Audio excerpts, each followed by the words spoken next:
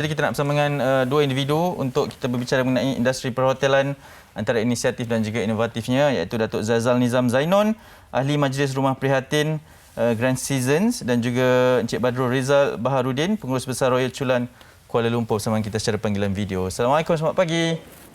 Waalaikumsalam warahmatullahi. Ya, apa khabar kedua-duanya? Dapat dengar kami dengan jelas? Datuk boleh dengar kami? Datuk dapat dengar? Assalamualaikum, Datuk. Dapat dengar. Ya, okey, baik. Sebagai mukadimah, mungkin dapat Datuk berikan gambaran dan juga situasi perjuangan pihak industri dalam bidang perhotelan ni untuk sama-sama membantu dan mencipta kekuatan di saat situasi yang sungguh mencabar ni. Silakan, Datuk. Okey, Bismillahirrahmanirrahim. Assalamualaikum warahmatullahi taala wabarakatuh. Saya di sini ingin memberitahu ataupun memberi maklumat bahawa kita telah menggunakan ataupun berada di Grand Season Hotel sebagai rumah prihatin yang merupakan sebuah pusat hotel kebajikan yang pertama di Malaysia dan even kita boleh katakan di dunia bagi membantu rakyat yang terkesan akibat COVID-19, khususnya kepada golongan miskin bandar di wilayah persekutuan ini. Untuk makluman, Rumah Prihatin ini merupakan satu inisiatif yang telah diilhamkan oleh Menteri Wilayah Persekutuan kita, YB Tan Sri Anwar Musa, yang sentiasa peka terhadap kehidupan warga kota, khususnya golongan miskin bandar dan P40. Inilah merupakan peranan dan Rumah Prihatin ini yang menghimpunkan dan koordinat bantuan untuk dilaksanakan secara bersama dengan sokongan para sukarelawan, persatuan, organisasi korporat dan NGO. Ya. Jadi macam mana situasi peringkat awal ketika dijadikan sebagai hotel yang berkonsepkan kebajikan? Jadi mungkin ada sukarelawan ke petugas ke yang menggerakkannya, Datuk? Ya, betul. Sebenarnya di Rumah Prihatin ini kita mempunyai ahli lembaga penasihat yang mendukung dan memastikan perjalanan Rumah Prihatin ini sentiasa mematuhi ataupun memenuhi fokus kita lah. Kita ada Perbadan Putrajaya, kita ada Kementerian Wilayah, kita ada Dewan Menara Kuala Lumpur, Majlis Agama Islam Wilayah Persekutuan, Mawib, Jawi dan sebagainya itu, dan juga NGO yang lain dalam membantu dan juga melaksanakan program-program di bawah Rumah Prihatin ini.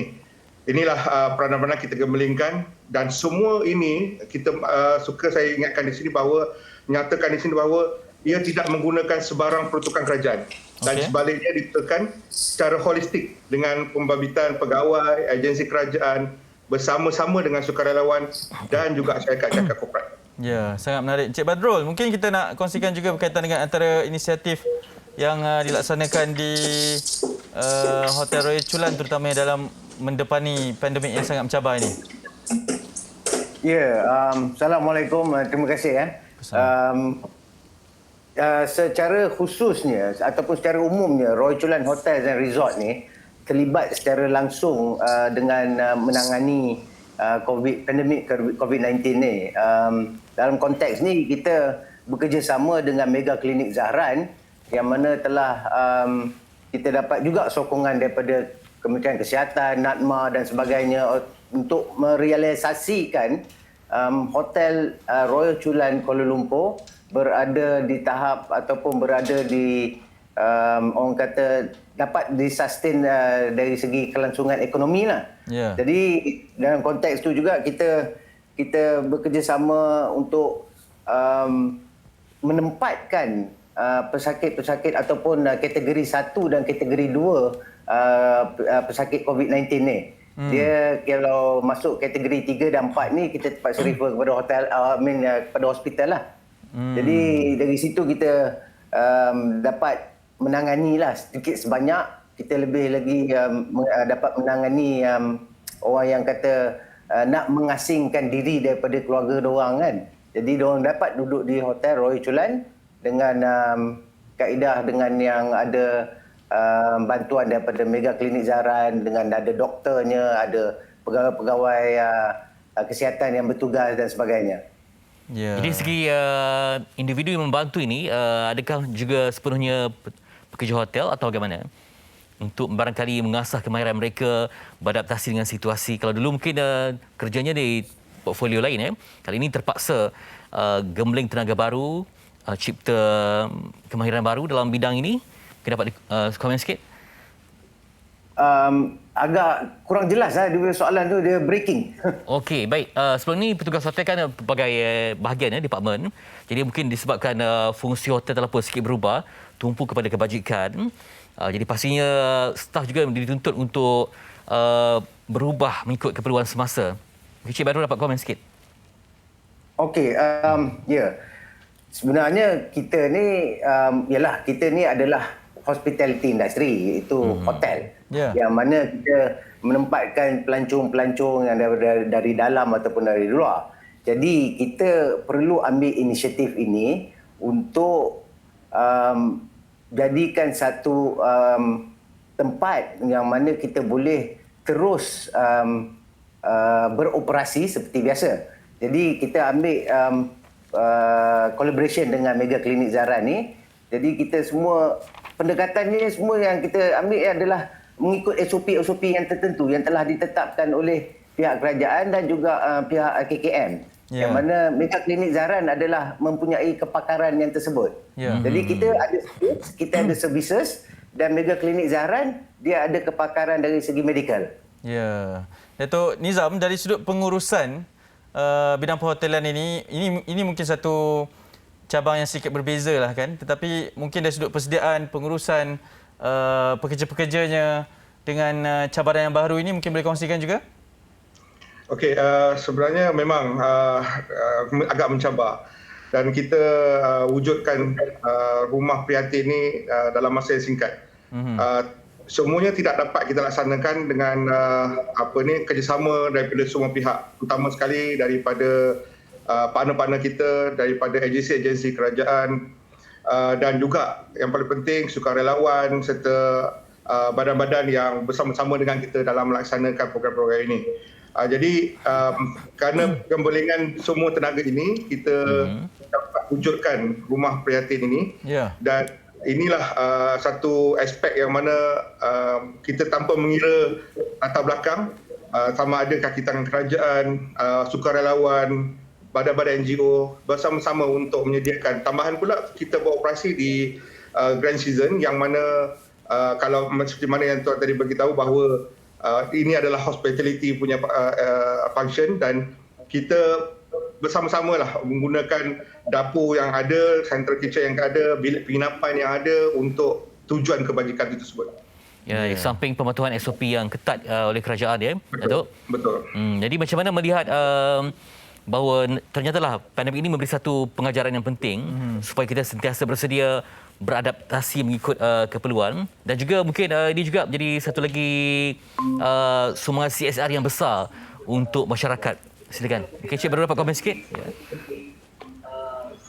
Okey, kita lihat dan kita ambil perhatian ataupun kita ambil tahu tentang komuniti di sekeliling, terutamanya penduduk yang berada di Kuala Lumpur ni. Dan saban hari kita dapatkan numbers COVID ni dia makin lama makin naik. Jadi kita nak membantu juga kerajaan dan juga kita membantu juga komuniti untuk dapatkan mereka dibantu dengan secara langsungnya lah. Jadi kita dah tak ambil kira. Jadi kita ambil orang kata ambil risiko tu, kita ambil risiko juga kan, pekerja-pekerja hotel ambil risiko yang sama juga apa yang frontliners berhadapan sekarang ni. Jadi itu yang kita terapkan lah, ataupun pendekatan yang kita ambil lah.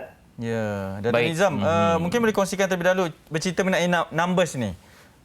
Berapa kapasiti yang boleh ada di rumah prihatin Grand Season dan sekarang ni dah berapa ramai atau bagaimana sebenarnya? Okey, suka saya ingatkan di rumah prihatin Grand Season ini kita ada 6 bantuan ataupun kemudahan yang kita ada. Pertamanya kita ada dapur prihatin. Yang keduanya kita ada penginapan prihatin di kawasan di hotel ini dan kita ada juga memberikan perkhidmatan kesihatan mental, pusat gerakan jejak prihatin, of course vaksinasi dalam keadaan sekarang ini dan juga food bank. Jadi semua fasiliti ini kita combinekan dan berada di Grand Season ini, kita bagi balik kepada rakyat dengan kaedah prihatin, yang mana setakat hari ini kita telah menyerahkan ataupun memberi perkhidmatan kepada frontliner kita untuk menginap sekiranya mereka penat bertugas dan sebagainya.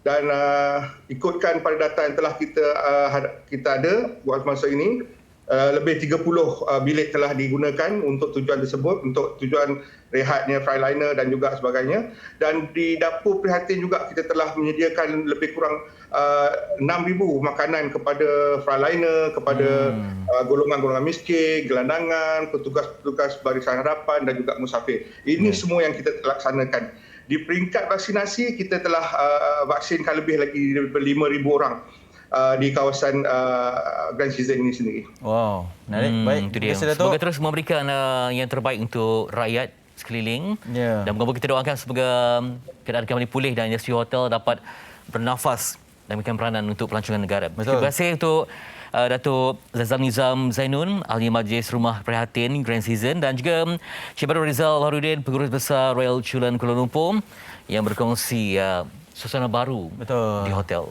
Jumpa lagi insya-Allah, kedua-duanya semoga berjaya dengan inisiatif ini. Terima kasih Cik Anis. Terima kasih. Ya, Terima kasih. Assalamualaikum. Waalaikumsalam. Waalaikumsalam. Ya, baik, itu dia kedua-duanya bercerita mengenai industri perhotelan, antara inisiatif dan juga inovasi yang perlu dilakukan untuk terus kekal survival ni dalam musim yang sangat mencabar ini.